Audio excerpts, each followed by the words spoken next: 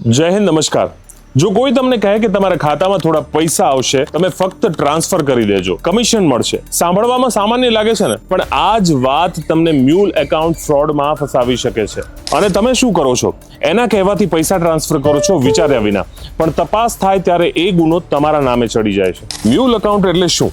તમારું bank account કે UPI ગુનેગાર પોતાના ગેરકાયદેસર પૈસા રોકવા માટે વાપરે છે। એ પૈસા સ્કેમ, હેકિંગ કે સાયબર ક્રાઇમ માંથી કમાયેલા હોઈ શકે છે। તમને લોન આપવા અને તમારા ક્રેડિટ સ્કોરને સુધારવાના બહાને એની વાતમાં ભરોસો બનાવશે અને કહેશે અમે તમારા ખાતામાં થોડા પૈસા ઉમેરીશું, અને એ માટે તેઓ તમને તમારી યુઝર આઈડી અને પાસવર્ડ આપવા માટે કહેશે। જેમ કે કોઈએ સ્કેમ થી લીધેલા 50,000 તમારા ખાતામાં મૂકે, પછી કહે કે થોડા પૈસા મોકલો મારી બહેનને, તમે મોકલી દો। હવે એ પૈસા પુરાવો છે અને તમે મની મ્યુલ બચવા માટે આટલું કરો।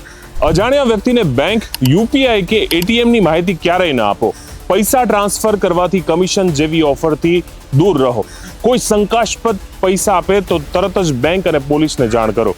સાવચેત રહો, સુરક્ષિત રહો। સાયબર ક્રાઇમની તમામ અપડેટ માટે અત્યારે જ ફોલો કરો અમદાવાદ સાયબર ક્રાઇમના પેજ।